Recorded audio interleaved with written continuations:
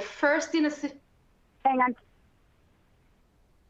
Hi, everyone, and welcome to the first in a series of academic debates hosted by Intel.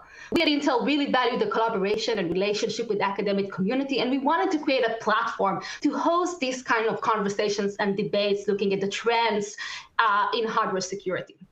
I'm Amit Elazari. I'm Director of Global Cybersecurity Policy at Intel Corporation. I'm also a lecturer at UC Berkeley School of Information, Master in Cybersecurity program, and I'm thrilled to join you today for this debate. We got some fun session planned for you for the lunchtime entertainment. We invited two fantastic security experts to join us for a lively debate. And our debate is going to focus on a really interesting question. As the industry works to build more safe, more secure technologies, we are faced with limitations, limited time, limited funding, limited resource. In the face of these constraints, we asked our academic experts, what method of security assurance best identifies flaws, security vulnerabilities? If you could pick and choose only one weapon from your arsenal of tools, which would it be? We have challenged Professor Cynthia Storton of the University of North Carolina at Chapel Hill and Professor Thorsten Holz of Ruhr University Bochum to present their best arguments and convince us of their respective technologies. Cynthia says formal verification is your best bet, and Thorsten believes fuzzing deserves all the glory. Over the next half an hour, they will work to convince you of their argument. It should be a fun dialogue, and we encourage you to submit your questions or comments on the Q&A window we opened. We will be opening up the session to audience questions at the end of the debate. But first, let's see where we stand. Let's start with a poll to see where you, the audience, believe we are. Please participate in our poll as we continue throughout this debate. With that, let's get to know our debaters. So, Cynthia Storton is an assistant professor and a Peter Searcher Brewer Fellow at the University of North Carolina at Chapel Hill. She leads the hardware security at UNC research group to investigate the use of static and dynamic analysis techniques to protect against vulnerable hardware designs. Her research is funded by several NSF awards, the Semiconductor Research Corporation, Intel Corporation, a Junior Faculty Development Award from the University of North Carolina, and a Google Faculty Research Award. Not only that, she was recently awarded the Computer Science Department Teaching Award at the University of North Carolina. With so many awards to her name, we asked Cynthia, who is currently quarantining at home with her 10-month-old daughter, and what honor and award she is going after to win next. Her answer, the award of enduring extreme sleep deprivation, but not necessarily with grace. Aren't we all experiencing that these days? Cynthia received her BSE from Arizona State University and her MS and PhD from the University of California, Berkeley. Go Cal, a fellow grad. I appreciate that. We are thrilled to have her joining us today. And on the other hand, facing off against Cynthia, I would like to introduce you to Thorsten Holz. Thorsten is a professor in the Faculty of Electrical Engineering and Information Technology at Ruhr University Bochum, Germany. His research interests include technical aspects of secure systems with a specific focus on system security. Currently, his work focuses on reverse engineering, isn't that fun, automated vulnerability detection, and studying the latest attack vectors. Thorsten received his undergrad in computer science from RWTH Aachen, Germany, and his PhD from the University of Mannheim. Prior to joining Ruhr University Bochum in 2010, he was a postdoc researcher in the Automation Systems Group at the Technical University of Vienna. Furthermore, he is the co-spokesperson of the Cluster of Excellence CASA, cybersecurity in the age of large-scale adversaries. Now, these days, you're likely to find Thorsten quarantining with his family, nagging his daughters to clean up, and Hashtag drinking at home. Cheers for that, Thorsten.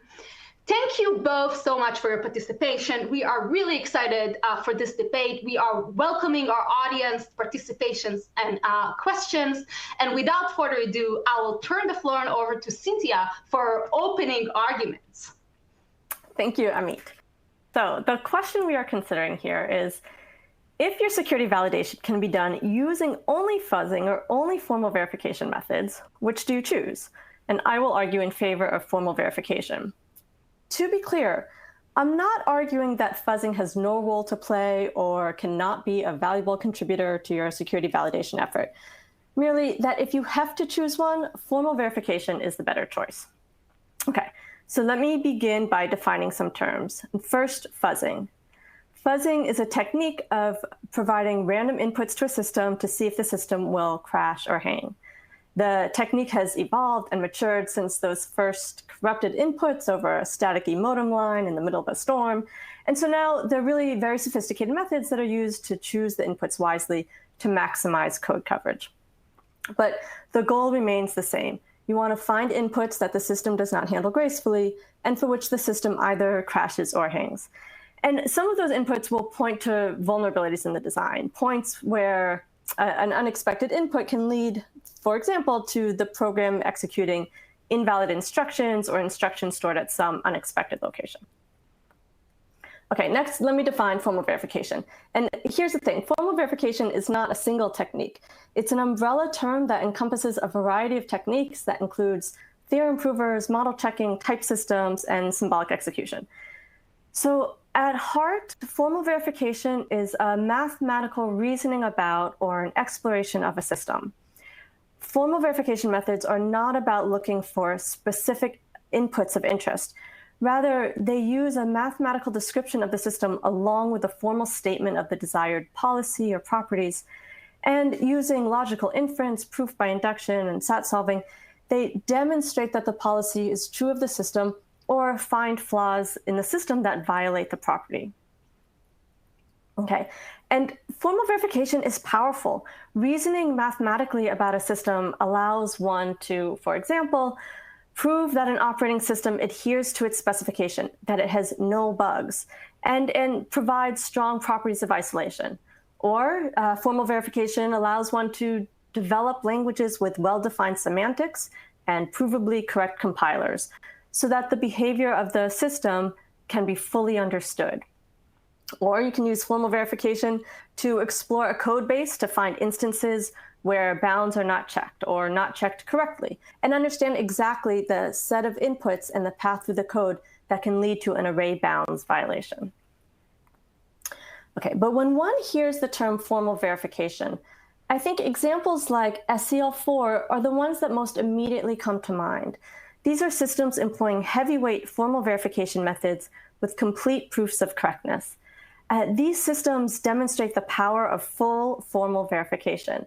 And for security considerations, having systems that are guaranteed to be correct, guaranteed to be without any bugs, that's a win.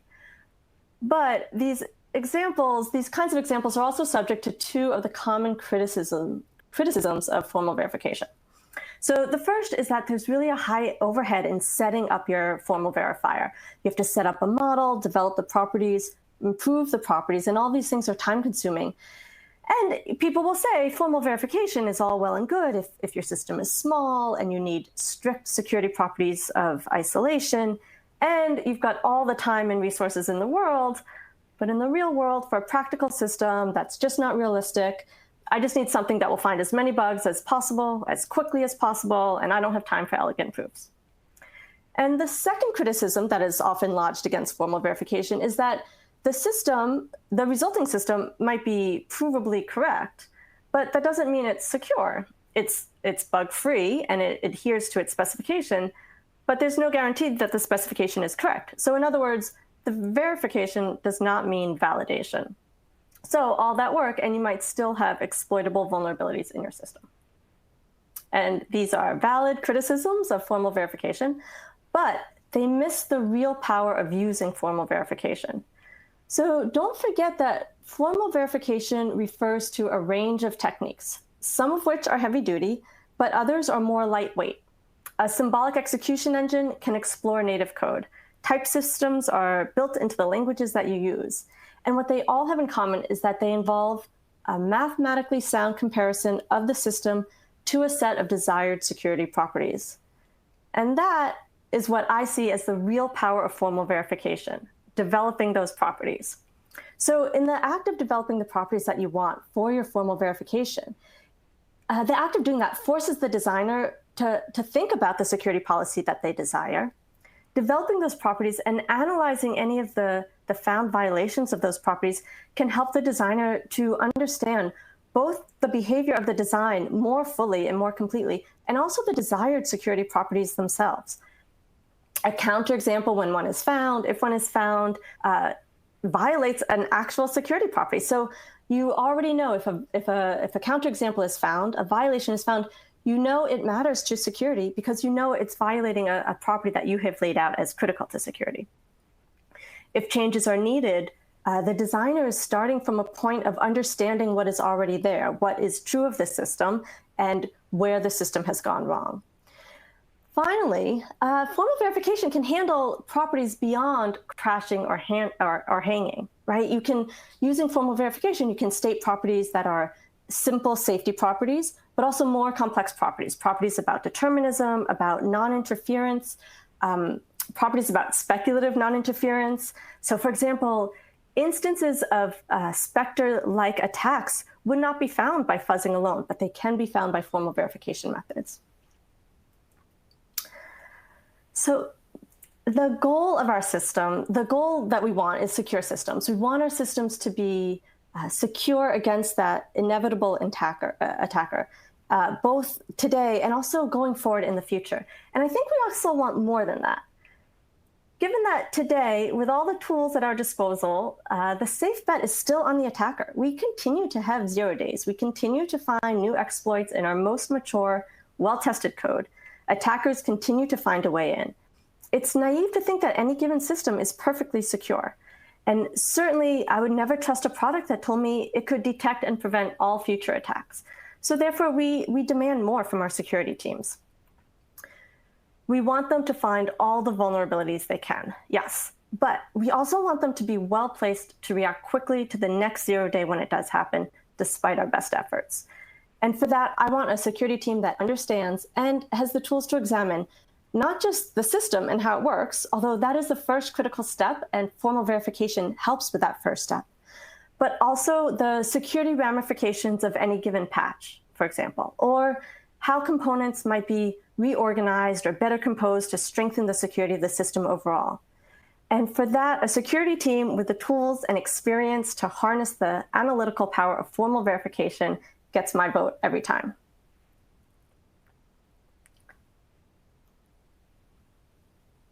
Okay, so Cynthia has raised some really interesting arguments. And with that, I am very curious to hear Torsten counter arguments and rebuttal. So Torsten, let's give you the floor and please tell us all the arguments that you have for fuzzing. Thanks a lot, Amit, and thanks a lot, Cynthia. So actually, you almost convinced me that formal verification or formal methods is the way to go, but at least I have the audience behind me, 40% for fuzzing, and I hope to convince even some more people that fuzzing is the weapon to choose in case you want to find bugs efficiently. But first of all, I need to state that I really appreciate the arguments by Cynthia.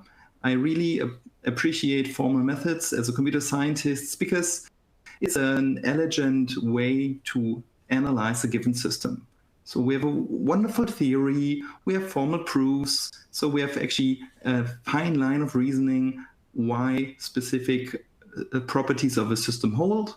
And in case our methods basically turn out that a specific requirement does not hold, then we even get some kind of counter argument. So typically some kind of input that tells us, okay, if you provide this input to the given system, then this type of crash happens. Or you can also formulate other kinds of properties that you want to hold.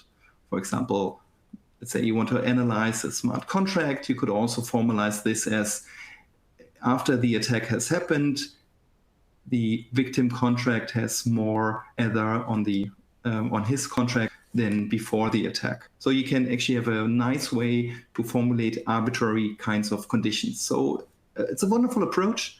And we have also wonderful tools in that space with SEL4. We have a formally verified operating system kernel. We have with CompCert a compiler. We have CLE as a symbolic execution engine. So lots of interesting tools. And as I said, Cynthia, you almost got me. But then there are, of course, also some drawbacks. And I want to talk about a few of them. Probably there are more, but for the sake of time with my 10 minutes, the first thing that I typically complain about is scalability. Because with formal methods, you can typically analyze smaller programs, which I mean tens of thousands, maybe hundreds of thousands of lines of code. But in practice, the modern software stack are much bigger. So a web browser has probably 20 million plus lines of code, or just here the video conference that we are doing, just the video from my room to your room probably requires many, many million lines of code being executed across many types of systems. So we have actually quite complex systems these days, and this is actually one of the main drawbacks of formal methods. And actually, that's a long-standing problem in that space. I remember when I was a first-year PhD student, I attended a workshop where formal methods people basically came together. I just attended the workshop just for fun. And then at the morning of the second day, there was a keynote by somebody from SAP, so one of Germany's biggest software companies. And in the keynote, he actually complained about symbolic execution and all the formal methods. And then actually it turned out that this 45-minute keynote turned into a 2.5-hour discussion, because also the formal methods people, of course, couldn't agree with his arguments. And it was interesting to see this as a first-year PhD student, how this academic discourse actually looks like. Then my second main criticism is that within formal methods, you typically need to describe some kind of attacker model. So you need to build up some kind of requirements, some kind of theory behind all of this. But in practice, actually attackers try to break the rules. So they try to do things that you do not expect. They think outside the box. They do things that you have not anticipated before. And by doing so, they compromise the system. So they find this one way that you didn't think about. And there are actually some studies that analyze formally verified systems and still find software vulnerabilities in them, given that all this nice theory, all these things that you've built in your formal model are at the end some kind of abstraction. They do not actually model the real world, but the real world is always a bit different. So imagine something like SEL4, where we have a formally verified operating system. But if we then run this on top of a commodity CPU, then we have all this type of side channel attacks, or we have something like Rowhammer, Spectre, Meltdown, and all of them. So in practice, the attacker takes advantage of something that you didn't model in your system, and then he can bypass some of your defenses and eventually compromise your system. Or to take up one of the arguments by Cynthia, that basically with formal methods, you can find Spectre-like vulnerabilities. But then, of course, my question is, if you can find this, why didn't the whole thousands of people working in formal methods didn't find Spectre-like vulnerabilities before they were uncovered by the researchers a few years ago? So after the fact, of course, you can model this. You know what the attacker does. You can formally model your system, and then basically find interesting or new instances of Spectre. But without knowing how a specific attack vector works, it's actually pretty hard to do this. And then I'm arguing why to work on fuzzing. So why to basically pick fuzzing as your tool of choice. But first of all, I need to say that fuzzing is raw. Basically, it's not elegant. It's basically just sending random inputs to a program and hoping that eventually something interesting happens. Of course, that's a bit too simple. I think today we have a better understanding why fuzzing works, but still it's only a glimpse into why this actually works, why it is effective. We have no real theory behind it. I think this is still an open research problem, but still in practice, we see that this is actually working quite well, especially because fuzzing is basically brute force. And if you can execute a program 1,000 times per second, then you can actually get quite a few million executions per day. And you only need to find this one single input that basically leads to a crash and you're successful. You can parallelize this easily, so you have basically a good way to spend your computing resources. And we see that large companies like Microsoft, like Oracle, like Google are actually spending tens of thousands of CPU servers, tens of thousands of servers just on fuzzing, because they have the raw computing power, and they find tons of bugs these days. Especially coverage-guided fuzzing, which was pioneered by AFL and then later refined by tens or hundreds of academic papers and lots of industry work, actually is at the moment the way to go.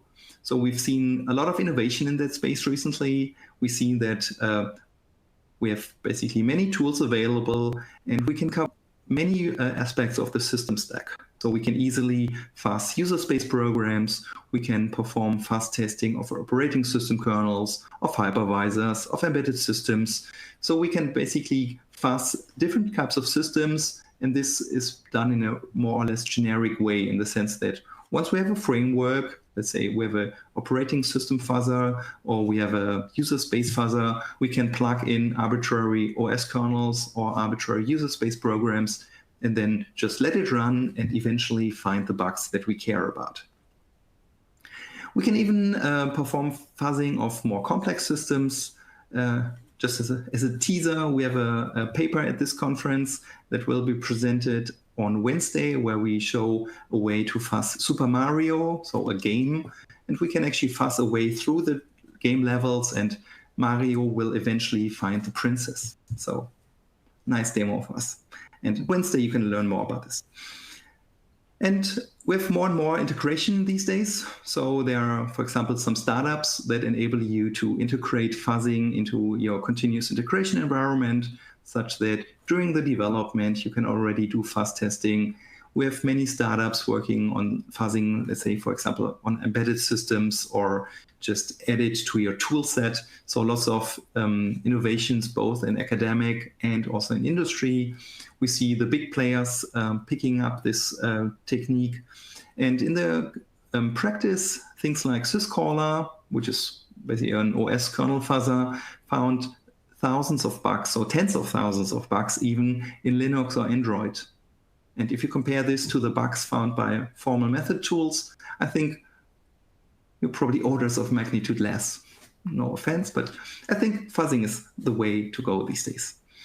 And others also support my argument. And as a final statement, if you take a look at the DARPA Cybercrime Challenge, where basically DARPA put millions of prize money into building tools to find bugs, actually the 6 teams that went into the final, all of them picked fuzzing as the tool of choice to find vulnerabilities in the first place.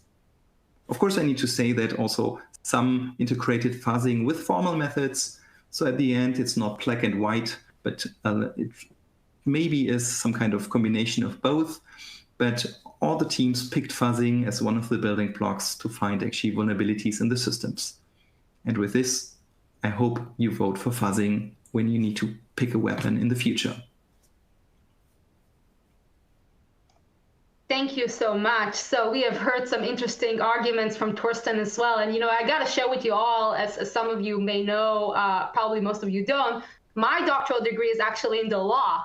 And you fellows are just great litigators, throwing all the arguments out there. Definitely, you should consider the Supreme Court litigation route as well. And with that, we have heard so much. I want to bring it back again to Cynthia and hear from her rebuttal to Torsten's approach. And as a reminder to all of you, we still have the Q&A window going on in the background. Please submit your questions, and we're going to get back to them after the rebuttal. Thank you, Amit, and thank you, Torsten. Those are excellent arguments. And I agree that fuzzing is an excellent tool, and if we had all the tools available to us, I say yes, we should keep fuzzing around. But if we have to choose one, we choose formal verification. So let me see if I can go through your arguments one at a time. So your first your first point there was basically, even if you apply formal verification, your system might still be vulnerable. There will still be exploitable vulnerabilities in your system, whether it's because you failed to model the attacker correctly, or you just failed to come up with the necessary property to, for example, to know about Spectre and Meltdown-like attacks. And to that, I say, yes, I don't think we've seen a tool that can guarantee a secure system. I don't think we've seen anything out there that says like, oh, here, you build your system and use this tool and guaranteed security. The attacker always gets the last say, and so that always gives the attacker the edge. But with something like formal verification, now that we know that, oh, we should care about Spectre-like attacks. We've known about side channels for years, and certainly formal verification has been used to find instances of side channels, but now we care about Spectre-like attacks, and now we can look for all of the different points in the design of the software and also the hardware. Find all the different points in the design space that are vulnerable to this kind of attack, now that we know we care about it, right? And that's really the power of formal verification. Let's see. So your next argument was fuzzers will find you 10,000 bugs, and formal verification will not find you 10,000 bugs. And that is true. I would say, though, that if I were a designer and tasked with verifying the security of a system, and you came by my desk and gave me 10,000 bug reports and said, here, go, and I want a secure system at the end of the day, that's too much, right? What do I do with those 10,000? How do I triage them? How do I figure out which are the ones that are really critical to security, that are actually exploitable, versus the ones that are like, yeah, not ideal, but I'm not going to handle it right now. So I think 10,000 is the wrong number. We don't want 10,000 bugs. We want a small number of exploits, of counterexamples to properties that we know are critical to security, that we know, if this is violated, this is exploitable. Prioritize this and patch this. I think your final argument against formal verification was this issue of scalability. And it is an issue with formal verification, right? There's definitely work to be done here. The current approach is to decompose, to use assume guarantee reasoning, to find ways to decompose and then recompose, right? So certainly there's research to be done here to continue to push formal verification methods, right? It's not done. The field is not complete, right? But I think it is worth pushing on it in order to be able to apply these methods that are so strong to all of our systems. Great. So we heard some very interesting rebuttal arguments as well. And with that, I think we are ready for our Q&A and getting some questions from our audience, right? So let's kick off the discussion. We did receive some comments in the Q&A as well, which is very academic as well. Thank you so much for the peer review process. And I welcome our speakers to look at the Q&A on the comments as well. But we also received some interesting questions. So first question I would like to kick us off with is, for both speakers, and Cynthia, we will start with you. What would be your favorite fuzzing and formal framework? So Cynthia, you can argue for formal verification, and Torsten, you can comment on the fuzzing that you would recommend practitioners new to the methodological kind of relaying to first try, and why? So from the arsenal, pick one, either fuzzing or formal framework that we would recommend specifically for practitioners to try out as a method for the first try. Okay, well, I would say, formal verification is really this umbrella term that includes so many different tools. So I would say, first I would just remind you that if you're using typed languages with strong typing, that already you're using some formal verification. If you're looking for something, some external tool to evaluate your system, in my research, have been using symbolic execution a lot, and I think that is has, of the tools available, that has a pretty low barrier to entry for new people, new to formal verification. So symbolic execution is pretty close to plug and play, with native code. And you can explore your code and find some really valuable, some sort of valuable, properties, or find violations of valuable properties in your code. On the fuzzing side, actually quite a lot of tools have been published recently, and I would recommend to take first a look at AFL++, which is a tool set that combines AFL, which was basically the prototype of coverage-guided fuzzing, and adds some other fuzzing techniques that were published in different types of papers. And AFL++ is basically an easy-to-use framework for fuzzing. And I think it's a good starting point just to get used to the tools, and you can easily play with it, get different kinds of fuzzing techniques up and running. And then the other starting point could be that Google recently released a fuzzing benchmark framework, where Google is actually running a number of different fuzzers on different kinds of programs, and they give some kind of performance numbers of how these different fuzzers performed on these different types of programs. And there you see that also, depending on the program, some fuzzers perform worse or better, but still AFL++ is probably a good starting point for playing with the tools. Okay, thank you for that. So we're getting a lot of questions. Here's a quick one. Abstract interpretation was raised here as a like fuzzing verification tool. What's your take on that?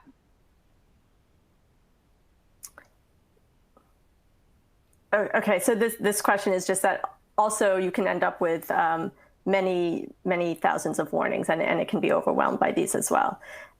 And I would say even there are many tools, so some have some strengths versus others. And I'd say even beyond this question, right, I think it is fair to say that formal verification also, there's work to be done to make it more usable, to make it easier to use. And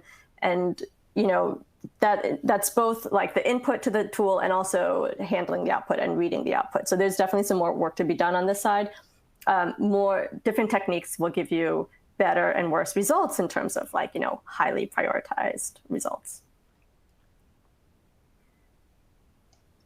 Okay, and again, on the interaction between those tools, it's, in reality, it's not either or, right? But for the purpose of this debate, we wanted to frame the question like that. And one of the interesting questions that came in, the speakers, maybe you can comment on this. A member of our audience is saying, Cynthia, you said there is research to be done for formal verification. And Torsten, you highlighted that fuzzing is already in use today, and attackers are actively using fuzzing.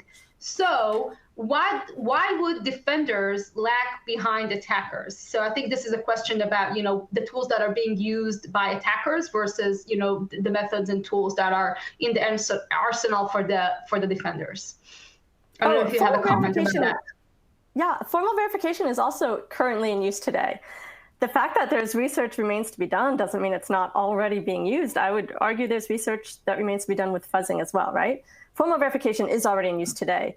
One thing is with formal verification is that the developers of the code, formal verification is a white box technique. Basically, most often you need the code, right? And so developers of the code have this tool in their arsenal that it is more difficult for attackers to use because they first need to reverse engineer the code or get their hands on the code if they don't already have it.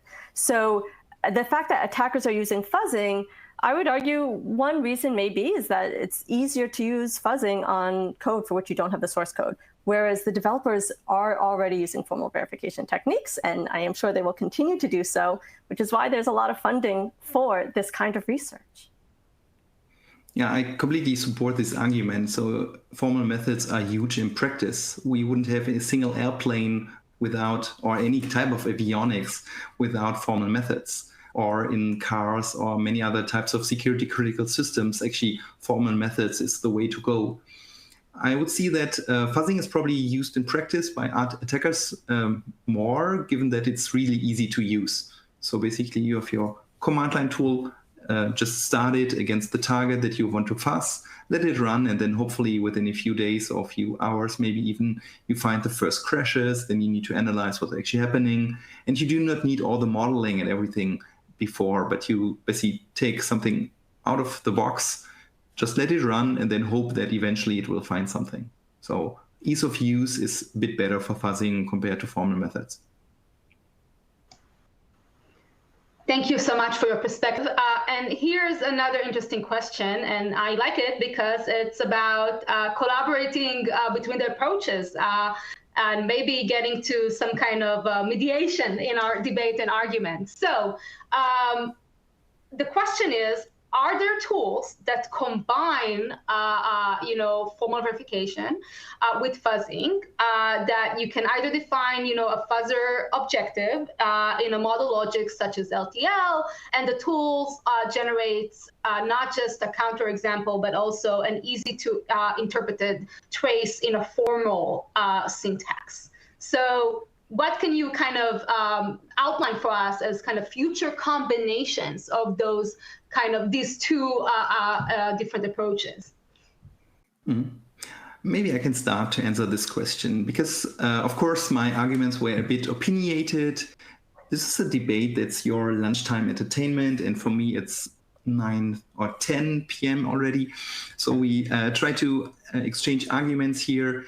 And in practice, actually, there are some ways how this can be combined. For example, fuzzers like Driller or QSIM, they first perform the fuzzing, and then whenever they find an instance of some kind of condition that via sheer brute force they cannot actually solve, then they fall back to some kind of formal methods, for example, to symbolic execution, and then basically try to set up a formula from the beginning of the program to the condition that they cannot solve, and then use an SMT solver in order to find an input that satisfies this one constraint in order to bypass it.